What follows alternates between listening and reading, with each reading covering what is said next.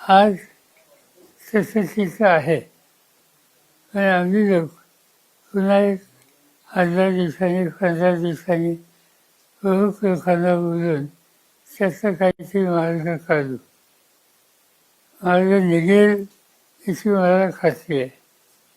आजची जी मीटिंग आहे ती एक जनरल रिव्ह्यू घ्यायची मीटिंग आहे, आढावा घ्यायची. या मीटिंगमधून एकदम स्वतःची भूमिका कोणी घेऊ नये असं सूत्र मानलं जाईल. राष्ट्रवादी काँग्रेस पक्ष एस पी यांच्या वतीनं सुप्रिया सुळे या मीटिंगला गेलेले. संध्याकाळपर्यंत त्याचा आउटकम काय हे कळेल आणि त्यानंतर आम्ही दिल्लीमध्ये बसून त्याचा मार्ग काढून हे काम पुढे घेऊ. आता जवळपास पुढचे 3 वर्ष निवडणुका नाही आहेत आणि त्याला वेळ हातात आहे.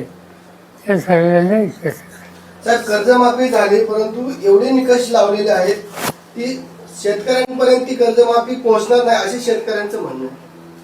तसं सत्य आहे. आणि त्याच्या अशी घातलेल्या आहेत त्या अशी थोड्या अर्थ दिसतात.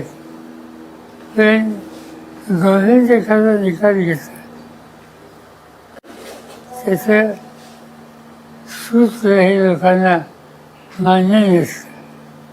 पण असेच गव्हर्नमेंटची तयारी हा निर्णय घ्यायचा आहे आणि त्यावर तसा निर्णय त्यांनी घेतला तो अधिक उपयोगी नसेल तर लोकशाहीमध्ये गव्हर्नमेंटची सुसंवाद साधून त्याच्यात दुरुस्ती कशी करता येईल यासाठी प्रयत्न करणं याची आवश्यकता असते.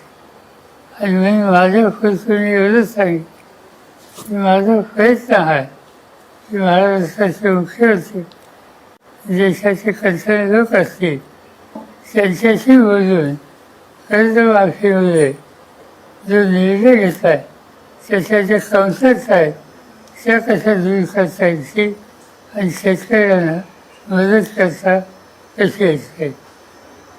त्याच्यात काही कॉन्सेप्ट्स आहेत म्हणून लगेच ऐकून द्या मंजूर नाही ही स्वतःची भूमिका आज घ्यायची नाही. बघूया आता काय. साहेब, वादळी वाऱ्यामुळं शेती पिकांचे मोठ्या प्रमाणात नुकसान होते. आपण बघितलं तर बारामती असेल की इतर केळी आणि बागायती पिकांचे मोठ्या प्रमाणात नुकसान झालेले, परंतु हे नुकसान भरून नाही येणार आहे. नाही असं नाही. माझ्याकडे असाच रिपोर्ट झाला आहे.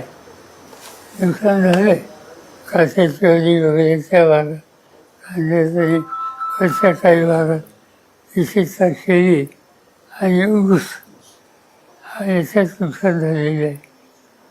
पण बघूया आता तज्ज्ञांची एक टीम आली इथं फातोरीची वसंतदादा इन्स्टिट्यूटची, त्याचा रिपोर्ट आला आहे ना, त्याचा रिपोर्ट आलेला आहे. त्यांनी पाहणी केली आणि काय करायची गरज आहे याचं देखील आज नियोजन आमच्याकडे आलेलं आहे. आणि याच्यामध्ये 5 शास्त्रज्ञ हे इथे येऊन गेलेले आहेत. बघूया आता निसर्ग हे काही तुमच्या माझ्या हातात.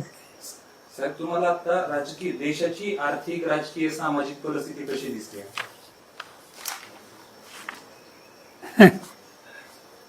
एकदम देशाची आर्थिक इतक्या चोखात जाऊ नका. जाऊ आपण योग्य वेळी. रोहित पवारांनी 12 तारखेपासून पंढरपूरला अन्नत्याग आंदोलनाचा इशारा दिला की मागच्या कर्जमाफी योजनेमध्ये जे सहभागी होते त्या शेतकऱ्यांना कर्जमाफी फक्त 50 वर्षाची दिली जाईल असं सरकारने सांगितलं. या अटीवरती त्यांनी असा निर्णय घेतलेला आहे. माझ्या वाचनात आलंच माझी हेच नाही आणि पाचकडे संध्याकाळ. साहेब, राज्यसभेवर छगन भुजबळ यांना डावलण्यात आलेलं आहे, जैन यांना घेतले, त्यामुळं पक्षामध्ये कुठंतरी डावललं घेतले नाही मला माहिती. हा निर्णय काल काहीतरी त्यांनी वीस आहे, काल वीसच करून दिला आणि कोणाची चर्चा झाली वगैरे उद्या गेलं काय. साहेब विदर्भाचे मुख्यमंत्री असताना देखील 10 ते 15 आत्महत्या होते असा आरोप बच्चू कडू करतायत. कसं पाहता?